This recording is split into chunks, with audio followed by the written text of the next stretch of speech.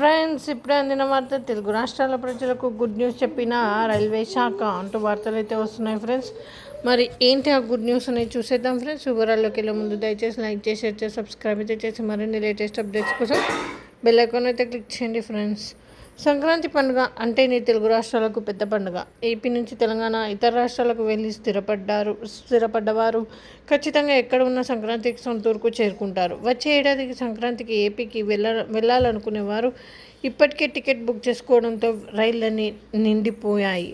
అయితే ఈ సంక్రాంతి పండుగకు 4 నెలల ముందే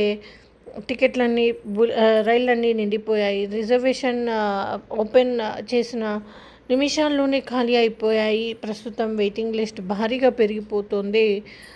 సికింద్రాబాద్, నాంపల్లి, లింగంపల్లి, కాచిగూడ స్టేషన్ల నుంచి ఏపీకి వెళ్ళే రైళ్లలో టికెట్లు బుక్ చేసుకున్నామంటే నో టికెట్స్ అని చూపిస్తుంది.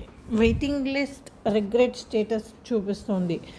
అయితే ఈ నేపథ్యంలో సంక్రాంతికి వెయిటింగ్ లిస్ట్ను తగ్గించేందుకు రెగ్యులర్ రైళ్లకు అదనపు కోచ్లు ఏర్పాటు చేయాలని దక్షిణ మధ్య రైల్వే అధికారులు ప్లాన్ చేస్తున్నారు.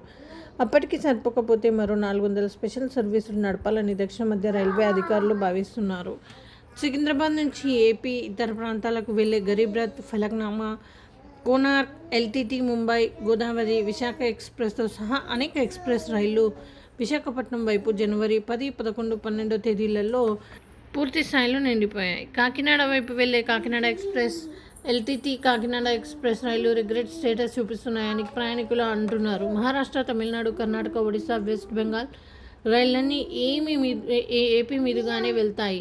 వీటన్నిటినీ కూడా టికెట్లు అయిపోయాయి. రద్దీకి అనుగుణంగా వివిధ మార్గాల్లో 400 స్పెషల్ సర్వీసులు నడపాలని ప్లాన్ చేస్తున్నట్లు దక్షిణ మధ్య రైల్వే అధికారులు ప్రకటనలో తెలిపారు.